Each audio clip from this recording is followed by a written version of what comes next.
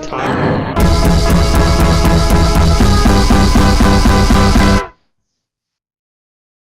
Tonight's guest has become a real fixture on the Montreal art scene. He's toured with the Arcade Fire, he's written for The Guardian, the always adorable McSweeney's, and many other Canadian rags. His debut novel, Us Conductors, has just won the 2014 Scotiabank Giller Prize. Everyone, this is Sean Michaels. Come on in. Come on in. How are you? Have a seat. How are you? Ugh. That's his mini theremin.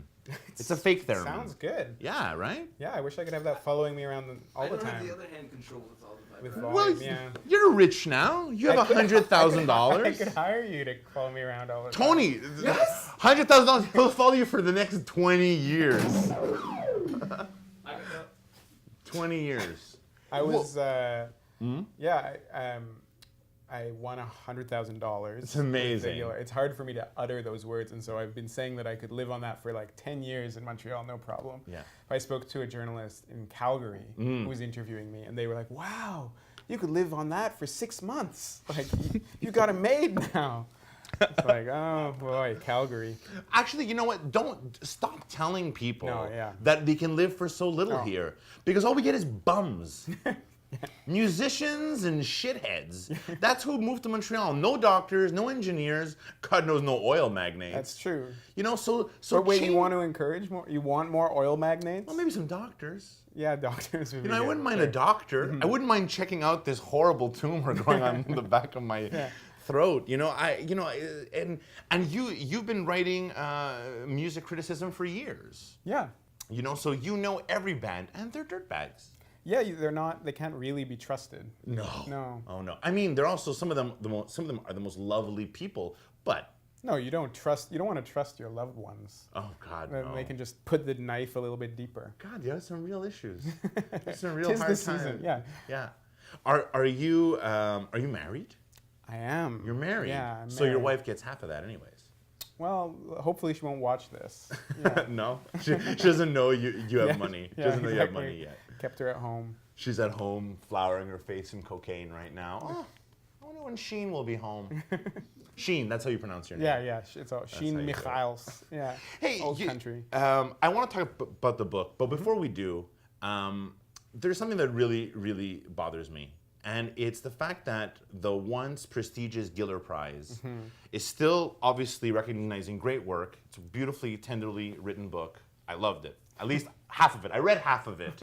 Okay. I forgot it at the garage when I was changing my winter tires, and I couldn't finish it. But what the fuck is with Scotiabank putting their name in the website, in the title, you know, on the cover of the book? It's not cool. It's not cool at all. They've really just... Well, what do you think?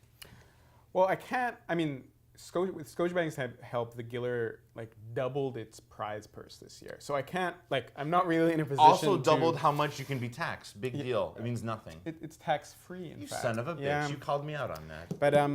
But I will say it's odd because we had all these events.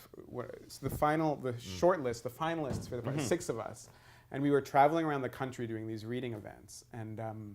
You know, for the public. Sure. And every night there would first be this VIP cocktail for guests of Scotiabank, like Scotiabank's Go VIPs. on. Go on. So they were champagne and oysters for like the millionaire clients. For and then, 15 dudes. well, like 30 dudes and their wives, and some women, rich women as well. And then afterwards we'd go out drinking, like we'd go out to the hotel bar with the Scotiabank executives, and it was a bit odd because we're not even showbiz types. We're like literary novelists. Like we spend all days alone in our room thinking about truth and beauty, and then here we are with like Scotiabank. You're stealing from good writers. That's what right. you're doing. Yeah.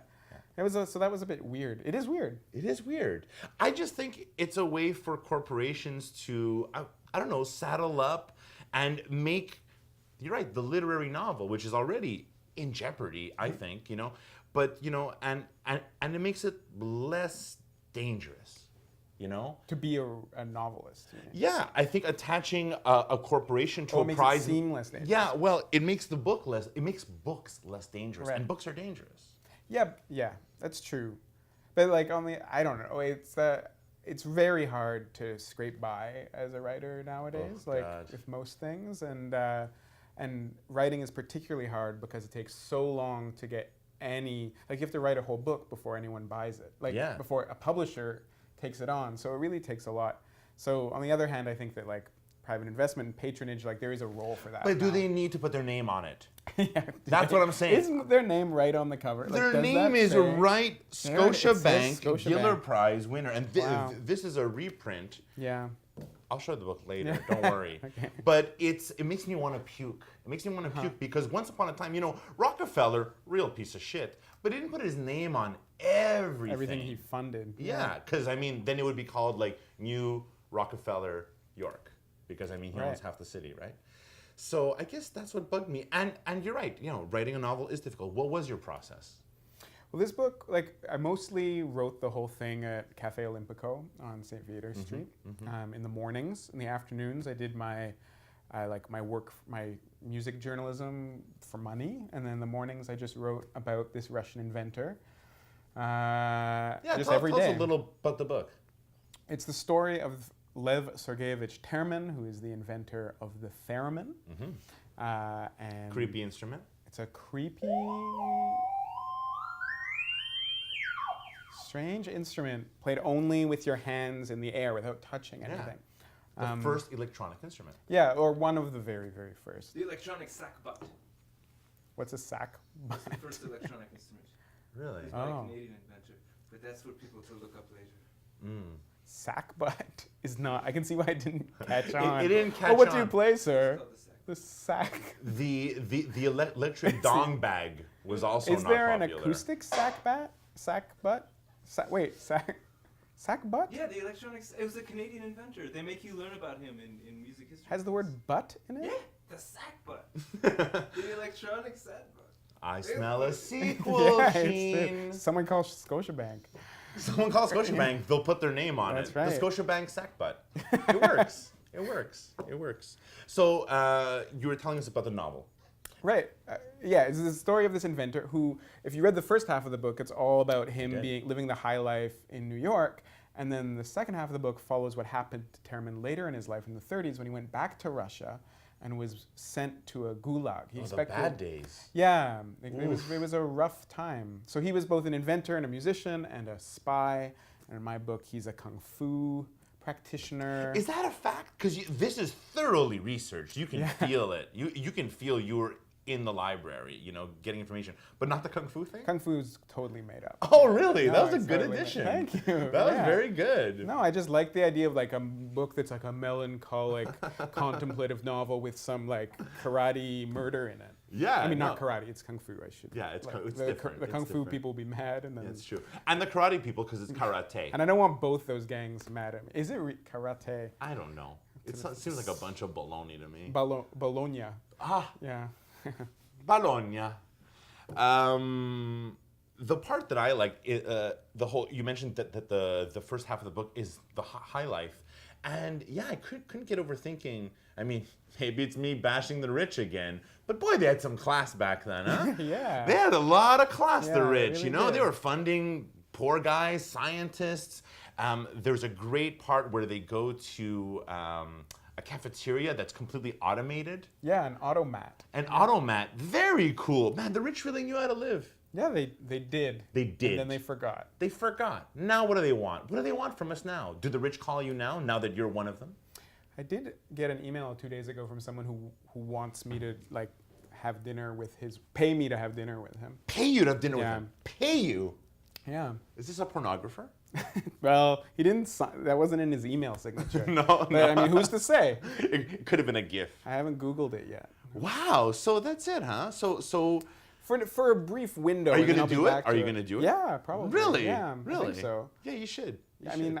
It's hard when someone's like, can I pay you to fly you to Toronto to dine with my wife and I? Wow. It's hard to be like, definitely not, I'm pretty envious, I got to say. Well, yeah, thanks. Not about the literary success, but dining, eating a meal. A free lunch. Oh, God. Yeah. Listen, we're going to take a quick break. Are you going to stick around? Yeah, if the song is the whiskey. I ask everyone that. They have nowhere Yeah, to go. no. We've planned it in think the advance. door's I'm telling you locked. right now. Oh, yeah, it's locked. There's a fire hazard in here. So we'll be right back. I'm glad we restarted. It's quite much. I'm much better. Wait, am I not allowed to drink this Oh, for absolutely. continuity reasons? Oh, no. You're free to drink it the whole time. What is the problem? The new machine is acting up. The bars are bigger. They are bigger. What do you suggest? As your immediate supervisor, I needn't tell you the procedure. Call the boss. That's correct. You should only know how much he likes that machine. It's his baby. Rules are rules. Call the boss. Correct. You know, he dedicated that machine to his mother. I think you were on vacation. He loves it very much. Any suggestions? Introducing bigger mounds and bigger almond joy. The chocolate's bigger, the coconut's bigger, everything's bigger. Get out the dragon, it forgot.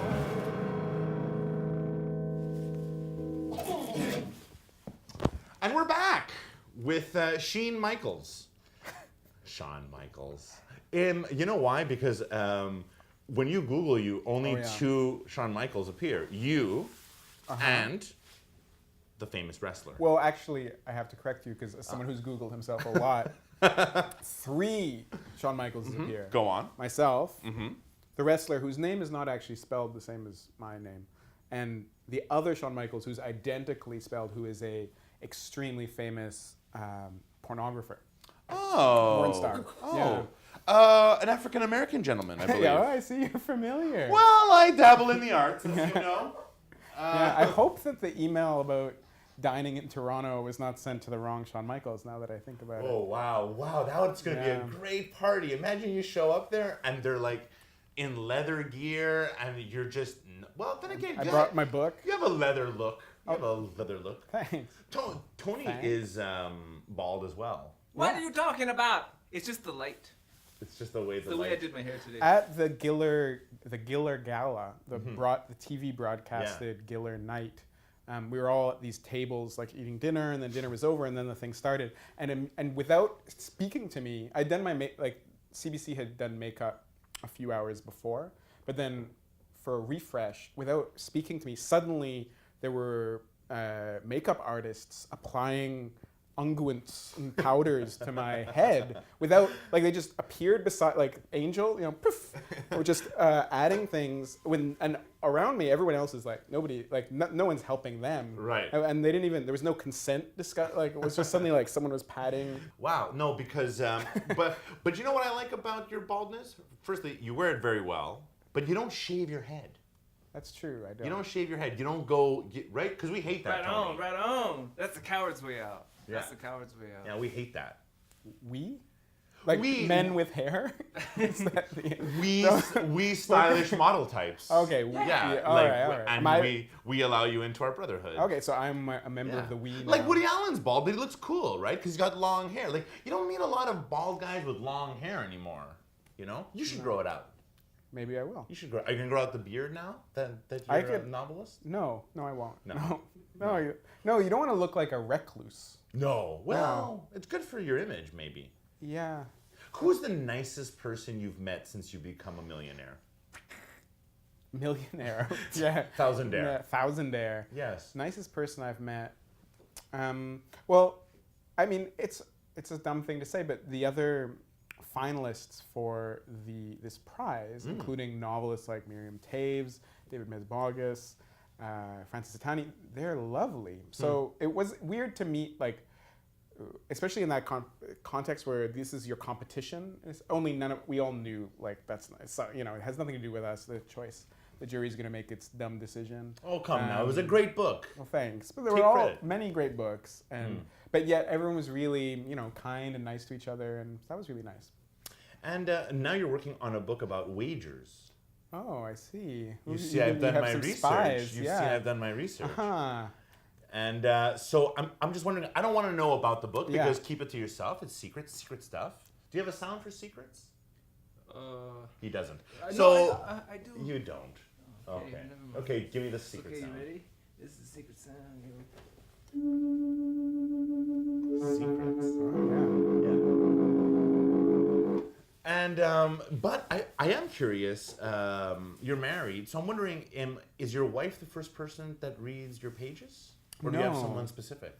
No, I have a writing group here in Oh. Montreal. They're called the Soul Gazers. You have a name? Yeah, we have a name. It predates me. I think it's an ironic name. Oh, I wow. think they're like Sure. gazing into your soul is Sure. an, Do you have jackets? a rye. No, but we have like we've done group photographs. Remember the old like photo place on Parc? Yeah. It was just upstairs. There was a group photo done there. Okay. Professional portrait. So these are the first people that read us Conductors Yeah. and will read your new work. Yeah, most likely. Wow.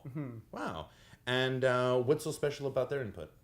Well, like my wife Thea has great taste in books, but there's something. It's kind of like if you're a renovator. Like writing a book is more like putting up a house or something like that, Oh, go where it's not like you've finished your oil painting and you're like, how is it? And you're waiting for somebody to say like, beautiful. Right. It's more like, well, how do you think the drywall is? And it's really good to have other people who have put up drywall before. Right. Being able to like look around and say, oh yeah, maybe put in some more screws. I don't know how drywall is. Screws? I don't think presumably there's any screws involved. No, never You with are such a drywall. literary novelist. It's Oh, true. You boy. don't know anything about home renovation. Well, soon you will. Soon you will, I'm sure. Soon I'm sure you will. And you talk a lot about Montreal. You love Montreal. I do love Montreal. You say. I claim. You claim. And you know what I think? I think part of the secret of your success is that, I mean, now everyone's going to hate you, by the way, because that's what Montrealers are like. Yeah. Like now they're going to think you're a piece of shit. You're a hack. Actually, he owes me money. People are going to ask you for money soon if they haven't already. So, and I think it's because, you know, people born in Montreal, native sons, as it were, we do terribly here. We are second-class citizens. You have a huge TV show. It's. You have a band. I do have a band. I have a great band, and I have great people behind me. But you know, There's amazing catering. I haven't. There is no catering. He's being very kind. I still haven't paid my rent. We're all poor. Yeah. But I think that when people come from outside of Montreal and settle here, they see it for what it is. This place, a wonderland. You know, a wonderland that you know, if used properly, can lead them on to better things. That's right. So yeah. So Well, I I'm want right. my next book is probably going to be set like in contemporary Montreal. Okay, cool. But then I'm also afraid of I'm afraid of like enticing more people over here. 'Cause No, like you yeah, said, no, like- don't. No, make it be a bad thing. Well, then again, you know, I've read your McSweeney's pieces, and there's always a little bit of Montreal. Even your little intro is a nice throw to Montreal, and it's obvious you love it here, and it's Yeah. really. Listen, just make them know that it's hard here. Yeah. Right? It's not easy. I mean, you weren't making any money from Montrealers before this book, or even now. No. Right? Bank of Nova Scotia. I Yeah, guess, is the Bank of Nova Scotia, and I mean, most people. For example, let me tell you how full of shit Montreal is. I went to take out your book at the library because I don't have any money, and I was going to take it out. And I know you spend a lot of time at the library because you can't write a book like this without doing research. And there were 27 reserves on your book. 27 reserves. Wow. Yeah. So I went out and I bought it. I went down to the little comic book store we have down the street, and they also sell novels, and I bought the book. 2 days later, I get an email saying the book is available because 26 people had canceled their reserves. They didn't fucking want to read your book. They just wanted to say they're going to read your book. And it's nothing against. I'm sorry. I'm really sorry. Terrible story. This is a really bad way to go. The point I'm saying is people pretend to be culturally aligned with important things here when really they're just doing cocaine and giving blowjobs in bathrooms. Yeah, that's what I think. What do you think? Wow, it's really quiet in here. Cocaine and blowjobs in bathroom. I don't know. That's not my Montreal. Tell me about your Montreal. It's all beautiful women and accordion music and Tricorn hats. Yeah, exactly. Snowplows almost nailing people on the sidewalk. Yeah, I was weird. I did go into I remember one of the bookstores nearby on Park Avenue that is a French bookstore. Oh, yes? But they have some English books for months. they had never had my book, like never stocked it, and I in my head kind of had a personal grudge about it. Good. And then after I won the prize, like the next week, I went up to inquire about it. Really? And they were like, "Oh, it's on order. It's on order." I'm like, "Yes!" Like, really? take that, guys. Oh, I like that you're petty like that. Yeah. Well, you have to. I feel like I am petty like that in the people. Well, I understand. Look, when you're a nobody, the value of someone giving you a leg up, giving you something, is massive. And so it's almost. I wouldn't know.